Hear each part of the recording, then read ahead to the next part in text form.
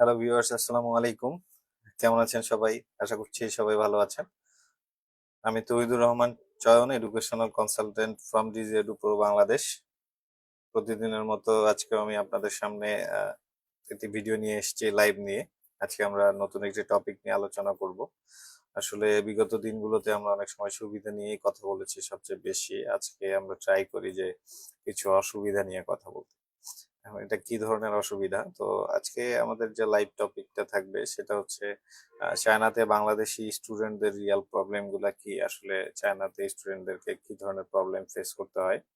আসলে চায়নাতে পড়তে যাওয়া অনেক স্টুডেন্টের ড্রিম থাকে, কিন্তু ওখানে গিয়ে আসলে কি কি প্রবলেম ফেস করতে হয় এটা কেউ ওপেন করে বলে না আসলে। তো আজকের ভিডিওতে আমরা ট্রাই করব এই সাইডটা ক্লিয়ার করার জন্য। তো অনেক স্টুডেন্ট চায়না যাওয়ার আগে শুধু সাকসেস স্টোরি শোনে, কিন্তু স্ট্রাগল পার্টটা শোনে না বা স্ট্রাগল পার্টটা জানে না, অনেকে এটা ক্লিয়ার করে না। আর এই কারণে গিয়েই অনেকে মেন্টালি প্রেশার ফিল করে আসলে। তো আজকে আমরা এই বিষয়গুলো ক্লিয়ার হয়ে নেব যে আসলে চায়নাতে পড়তে যাওয়ার পর স্টুডেন্টরা কি ধরনের প্রবলেম ফেস করতে পারে। তো প্রথমে যে প্রবলেমটা চলে আসতে পারে স্টুডেন্টের সামনে, যে প্রবলেমটা প্রথমেই চলে আসে সেটা হচ্ছে ল্যাঙ্গুয়েজ ব্যারিয়ার। কারণ আমাদের থেকে তাদের চায়না থেকে ভাষাগত দিকে অনেক পরিবর্তন। তাদের ভাষা আর আমাদের ভাষা দুইটা আলাদা আলাদা ভাষা। তো চায়নাতে এভরিডে লাইফে ইংলিশ খুব বেশি ইউজ করা হয় না। চায়নার সিটিজেন যারা আছে তারা ইংরেজিতে খুব বেশি ভালো হয় না। তারা বরাবর চায়নাতেই চায়নার ভাষায় কথা বলে। এবং market market transport, local communication এই বিষয়গুলোতে জন্য আসলে চাইনিজ জানাটা জরুরি। আসলে অনেক সময় দেখা যায় যে আপনার যদি গুগল ট্রান্সলেট না থাকে তাহলে অনেক সময় ম্যানেজ করা কঠিন হয়ে যায়। সো সবাই ট্রাই করা উচিত সবারই যে বেসিক চাইনিজ যে ল্যাঙ্গুয়েজ গুলা বেসিক গুলা জানা, যেহেতু দৈনন্দিন জীবনের জন্য। যেমন ট্রান্সপোর্টেশনে কিভাবে কথা বলবেন, সে আপনি কোনো ট্যাক্সি নিয়ে যেতে চাচ্ছেন এক জায়গা থেকে আরেক জায়গা। তো তার ট্যাক্সি যে ড্রাইভার থাকে মোস্ট অফ দ্য টাইম তিনি লোকাল লোকই থাকে। সো লোকাল লোক হলে অনেক সময় তারা ইংরেজি জানে না, তাদের জন্য তাদের সাথে কমিউনিকেশন করার জন্য আপনার বেসিক চাইনিজটা জানা জরুরি। এইদিকে সবাই খেয়াল রাখবেন, নজর রাখবেন যেন বেসিক জিনিসগুলো জানতে পারেন। এরপর যে প্রবলেমটা চলে আসে সেটা হচ্ছে ফুড প্রবলেম। আসলে ফুড হচ্ছে বিগেস্ট একটা চ্যালেঞ্জ, যেহেতু আমাদের জীবন ধারণের জন্য খাবার একটি অপরিহার্য বিষয়। কিন্তু কথা হচ্ছে হালাল ফুড আসলে সব জায়গায় পাওয়া যায় না চায়নাতে। নির্দিষ্ট জায়গায় হালাল ফুড পাওয়া যায়। ইউনিভার্সিটির ক্যান্টিন গুলোতেও আলাদা সেক্টর থাকে যেখানে হালাল ফুড পাওয়া যায়, এবং অন্যান্য বিভিন্ন মার্কেট প্লেসে দোকান থাকে। সাধারণত এটার যদি উপযুক্ত কিছু বলতে যাই সাইন, এক্ষেত্রে বলতে হয় যে চায়নার যে হালাল ফুডের দোকানগুলো আছে এগুলো সবসময় গ্রিন কালারের হয়ে থাকে। দোকান বা দোকানের সামনে যে অ্যাডভার্টাইজিং বোর্ড থাকে এই বোর্ডগুলো সাধারণত গ্রিন কালার হয়। সাধারণত গ্রিন দেখলেই আমরা বুঝতে পারি যে এটা হালাল ফুডের দোকান। আর খাবার-দাবার সাধারণত বাংলাদেশ টেস্টের সাথে ম্যাচ করে না। ফার্স্ট ১-২ মান্থ অনেকেরই স্ট্রাগল করে। আমি এর আগেও ভিডিওতে বলেছিলাম আপনারা ট্রাই করবেন যে ১ম ১৫ দিন ১ মাসের জন্য কিছু শুকনো খাবার নিয়ে যাওয়ার, যেটা দেশি খাবার, যেটা আপনি সেখানে গিয়ে ১ম কিছুদিন যেটা খেয়ে আপনি দিন চালাতে পারবেন আরকি। হয়তো আপনার অভ্যস্ত হতে টাইম লাগবে। ১ম দিকে হয়তো খাবারগুলো খেতে পারবেন না। যার কারণে ট্রাই করবেন শুকনো কিছু খাবার নিজের সাথে ক্যারি করা। এরপর যে প্রবলেমটা আসে সেটা হচ্ছে কালচারাল শক।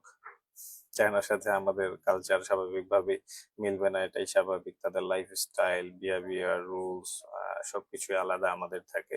অনেক কিছু ১ম এ awkward লাগবে। অভ্যস্ত হতে সময় লাগবে। মেন্টালি স্ট্রং থাকবেন। ধীরে ধীরে আশা করি আপনারা অভ্যস্ত হয়ে যাবেন।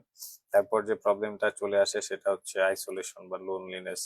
আপনি যখন বাংলাদেশ থেকে চায়নায় যাচ্ছেন, আপনার ফ্যামিলি মেম্বার্স, আত্মীয়স্বজন, আপনার ফ্রেন্ডস সবকিছু রেখে আপনাকে যেতে হচ্ছে। তো এই প্রবলেমটা ১ম এ চলে আসে যেখানে লোনলিনেস আপনার ফিল হয়। ফ্যামিলি থেকে দূরে থাকার কখনোই ইজি বিষয় না।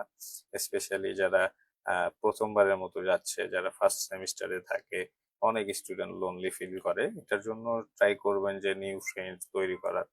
অবশ্যই ডিপার্টমেন্টে আপনার যে আ সহপাঠীরা থাকবে তাদের থেকে কথাবার্তা বলবেন, তাদের সাথে কমিউনিকেশন বজায় রাখবেন। স্বাভাবিকভাবেই কিছুদিনের মধ্যেই আপনার হয়তো নতুন ফ্রেন্ড তৈরি হয়ে যাবে। আর যখন ফ্রেন্ড থাকবে তখন আপনার লোনলিনেস কিছুটা হলেও কমবে। এরপর একাডেমিক প্রেশার চলে আসে। ইউনিভার্সিটি সিস্টেম টোটালি ডিফারেন্ট আমাদের বাংলাদেশের থেকে। এখানে অ্যাটেন্ডেন্স অনেক স্ট্রিক্টলি ফলো করা হয়, অ্যাসাইনমেন্টের প্রেশার থাকে, এক্সাম সিস্টেম ডিফারেন্ট। তো যারা চায়নাতে পড়াশোনার জন্য যাচ্ছেন তারা এটা মাথায় রাখবেন। চায়না আসলেই পড়াশোনা করারই জায়গা। আপনি যখন যে কোনো প্রোগ্রামেই যান, আপনি ডিপ্লোমা, ব্যাচেলর, মাস্টার্স, পিএইচডি যে প্রোগ্রামেই যান, পড়াশোনার উপর চায়নাতে খুব বেশি জোর দেওয়া হয় যেন স্টুডেন্টরা পড়াশোনা রেগুলার করে এবং পড়াশোনায় যেন তারা ভালো থাকে, তাদের ক্যারিয়ারটা যেন বেটার হয়। সো পড়াশোনার বিকল্প নেই চায়নাতে। যারা কাজে ট্রাই করেন যে পার্ট টাইম আমি কিছু করতে পারবো কিনা, এটা ব্যাচেলর এবং ডিপ্লোমার জন্য সুযোগ দেই। মাস্টার্স পিএইচডিটা করতে পারে, তারপরও ব্যাচেলরও করতে পারে, কিন্তু বিভিন্ন প্রসিডিউর আছে, এগুলো আমি এর আগেও আপনাদেরকে বলেছিলাম। সো সেই মোতাবেক চলতে হবে, পড়াশোনার কোনো বিকল্প নেই চায়নাতে। এরপর যেটা বলছিলাম, পার্ট টাইম জবের লিমিটেশন থাকে, এটা একটা প্রবলেম। চায়নাতে আসলে পার্ট টাইম জব ইজিলি পাওয়া যায় না, আসলে লিগালি চায়নাতে পার্ট টাইম জবের অপরচুনিটি নেই। এটা আসলে ইউরোপের মতো না। ইউরোপে যেরকম আপনি পড়াশোনার খরচটা আপনি পার্ট টাইম জব করে চালিয়ে নিতে পারবেন, অথবা আপনি নিজের সংসার দেশেও কিছু টাকা পাঠাতে পারবেন, এরকম যেমন সুযোগ আছে, চায়নাতে এটা নেই।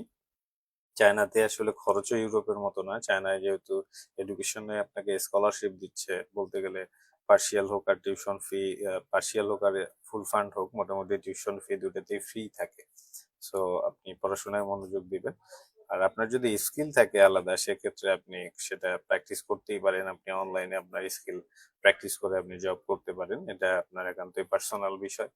এ ব্যতীতও আপনি টিউশন করাতে পারেন, বিজনেস করাতে পারেন, ইনকামের অনেক সোর্স আছে অবশ্যই। তারপর এখন কোশ্চেন, এই প্রবলেম থাকলে কি আসলে চায়না যাওয়া উচিত কিনা, কারণ এত কিছু প্রবলেম আছে যেহেতু। যদি এটার অ্যান্সার বলতে হয় তাহলে ইয়াস, অবশ্যই যাওয়া উচিত চায়নাতে। এর কারণ হলো চায়নায় স্কলারশিপ অনেক ইজি, যেহেতু এডুকেশনে এই ধরনের ফুল ফান্ড স্কলারশিপ অন্যান্য কান্ট্রি গুলো দেয় না। সুতরাং সেদিক থেকে চায়না অবশ্যই এগিয়ে। স্কলারশিপ অনেক ইজি এখানে। আর যদি আপনি পার্শিয়াল স্কলারশিপও পান, এক্ষেত্রেও আপনার কস্ট অনেক লো। পার্শিয়ালও সাধারণত টিউশন ফিটা ফ্রি থাকে, তখন ডরমিটরিটা দিতে হয়। আর ডরমিটরিতে আপনারা জানেন চায়না ইউনিভার্সিটি ডরমিটরি গুলো সবগুলো আপডেট 3 স্টার বা হোটেল সমমানের সব ডরমিটরি, এবং এগুলোতে খরচও হয় বাৎসরিক। বছরে আপনার 3 থেকে 6 হাজার আরএমবি পর্যন্ত হতে পারে, এর বেশিও হয় না সাধারণত। দেন ডিগ্রি ভ্যালু স্ট্রং। চায়না থেকে ডিগ্রি অর্জন করে আপনি যেমন দেশে এসে প্র্যাকটিস করতে পারবেন, জব করতে পারবেন ভালো মানে। চায়নাতেও বিভিন্ন বড় বড় জায়ান্ট কোম্পানিতে আপনি জবের জন্য অ্যাপ্লাই করতে পারেন। এছাড়াও আপনি হায়ার ডিগ্রির জন্য চায়না থেকে ইজিলি ইউরোপের অন্যান্য কান্ট্রিতে আপনি মুভ করতে পারেন। সো বুঝতে পারছেন এখানকার ডিগ্রি ভ্যালুটা কতটা স্ট্রং। জাস্ট আপনাকে মেন্টালি প্রিপেয়ার থাকতে হবে। আর এখন লাস্টলি আমি আপনাদের কিছু অ্যাডভাইস সাজেস্ট করতে পারি।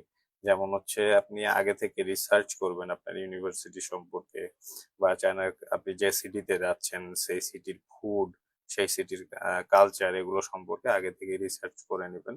তাহলে আশা করি আপনি যে চায়না যাওয়ার পর অভ্যস্ত হতে বেশি সময় লাগবে না। এরপর বেসিক চাইনিজ শেখার ট্রাই করবেন, এবং সর্বোপরি মেন্টালি রেডি থাকতে হবে। তো ভিউয়ার্স, আজকে আমরা প্রবলেম গুলো নিয়ে আলোচনা করলাম, আসলে চায়নায় কি ধরনের প্রবলেম গুলো হতে পারে। তো আমরা আলোচনা করেছি ল্যাঙ্গুয়েজ ব্যারিয়ার আছে চায়নাতে, ফুড প্রবলেম হতে পারে, কালচারাল কিছু শক আছে, আইসোলেশন বা লোনলিনেস আছে, একাডেমিক প্রেশার আছে, পার্ট টাইম জবের লিমিটেশন আছে। সো এত কিছু প্রবলেম থাকার পরও আসলে এই প্রবলেম গুলো সবকিছুই ওভারকাম করা পসিবল অ্যাজ এ স্টুডেন্ট। আপনারা সবকিছু ওভারকাম করে যদি চায়না স্টাডি করতে পারেন, আশা করি আপনাদের ফিউচার অনেক বেটার হবে। তো আপনি যদি চায়না যাওয়ার প্ল্যান করে থাকেন যে কোনো প্রোগ্রামে, সেটা হতে পারে diploma, bachelor, masters, PhD, MBBS, BDS, nursing, যে কোনো ধরনের প্রোগ্রামে আপনি যদি চায়না যাওয়ার ইচ্ছুক হয়ে থাকেন, তাহলে কমেন্ট বক্সে আমাদেরকে জানান, অথবা সরাসরি টেক্সট করতে পারেন আপনি আমাদের ডিজেডু প্রো বাংলাদেশে। হ্যাঁ, টেক্সট করতে পারেন, সেখানে আমাদের অভিজ্ঞ কনসালটেন্ট যারা আছে তারা আপনাদেরকে সঠিক ইনফরমেশন দিয়ে সহযোগিতা করবে। আহ সব সময় আমরা আপনার পাশে আছি। ডিজিএডু প্রো বাংলাদেশ সব সময় আপনাদের সাথে সঠিক ইনফরমেশন শেয়ার করার জন্য উপস্থিত থাকবে। তো আজকে এ পর্যন্তই। সবাই ভালো থাকবেন, সুস্থ থাকবেন। যদি কোনো ধরনের কোশ্চেন থাকে অবশ্যই কমেন্ট বা আমাদেরকে মেসেজ করবেন। তো সবাই ভালো থাকবেন, সুস্থ থাকবেন। আসসালামু আলাইকুম, আল্লাহ হাফিজ।